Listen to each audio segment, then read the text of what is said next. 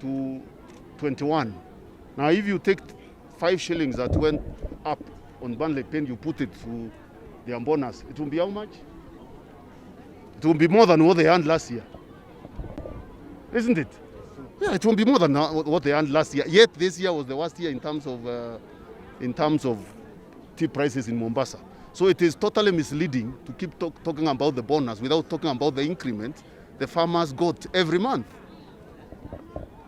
That said, we are not, of course, saying that the situation is very good. Our ambition is to correct the situation through those changes we are implementing so that the future of the tea farmer is bright and the future of the sector is bright.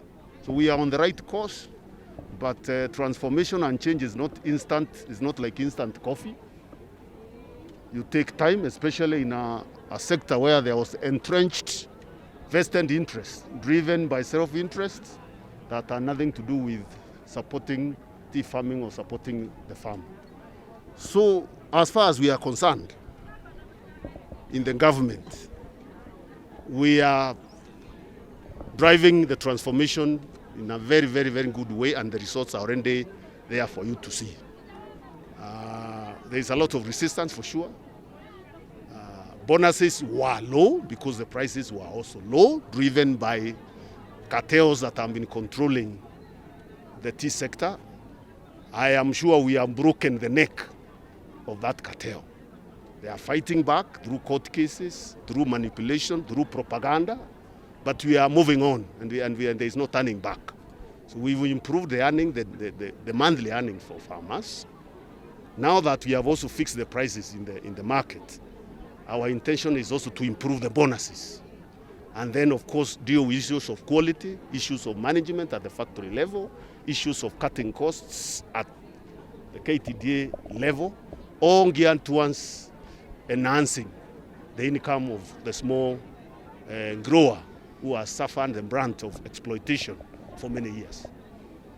Waziri, you promised to bring changes as far as transport. These are actually taken place partly because fertilizer is already being ferried from Mombasa. This year's fertilizer has been ferried from Mombasa through SGR. If we didn't use SGR, the cost would have been higher if we were using private transporters. We intend from the first day of November to start also transporting tea from Nairobi to Mombasa through SGR. And negotiations are ongoing now with SGR to give them concessional rates that will reduce the cost of transport, again contributing to the improved earnings of farmers. Long term, we are also making sure that the project that they earned at the ICD in Nairobi is completed, so that expensive costs of storing tea is reduced to minimum, so that again we improve the earnings of the farmers. So it's difficult to tell you in advance exact figures, but negotiations are there, and I'm sure it will be lower. There's no question about it. It will be much lower than using private means to transport tea to Nairobi. But private players will soon do the first mile from the factory to ICD in Nairobi. So the prices are actually determined by the international. It is not true. I think that's another misnomer. If you look at the trend in Mombasa in terms of pricing, they have been going down every year for the last 5 years. Yet the prices out there are not gone down. So how do you relate that and say it is international market driving the prices? Because then the prices should have been down in the international market, isn't it?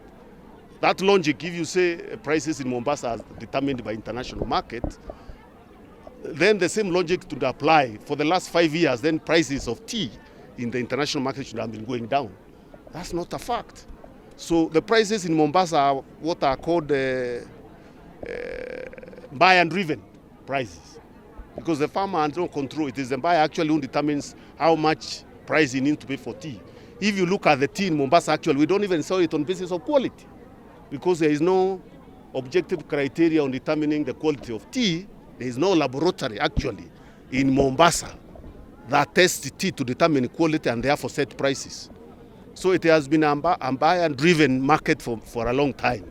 Some of the reforms we are actually going to do now, also moving forward, which we couldn't discuss here because of time, is we want to set up a laboratory, a common user facility in Mombasa that will be testing tea scientifically and determining quality, and therefore helping the buyer to set the seller to set the price. What we have done is just blanket put on a reserve price to improve general improvement on the pricing. But the long-term improvement, so that the prices are also driven by quality, so that farmers invest in quality, is to make sure that good quality tea is bought at a higher price. Tunaelewana? And that has to be arrived at in a scientific, objective manner. You have to have a laboratory that tests, that tells you, like coffee. Coffee, you see, there are laboratories that test coffee and tell you this is A, this is MB, this is grade C. Coffee as a system. Tea doesn't have. Tea doesn't have. It is the broker who says, this tea I want to tell at this price, and you don't know whether they negotiate and agree with the buyer. It is a very opaque system that must be corrected so that there is openness, and therefore quality drives the market. But we have done well so far. We're setting the minimum price that has improved the market, but we need now to go to that other level. Lastly, as you promised to initiate forensic auditing, and which will unmask the cartel, and you promise to pronounce them name by name. Maybe how soon will farmers look at it this way? Maybe how will you recover these stolen assets? We already have a report. We appointed the president, following the presidential directive, the Attorney General, in consultation with me and the Ministry of Interior. We were able to appoint a technical inspection team that went into KTDA. The time you were saying they were being raided, they were trying to treat a government agency as a crime.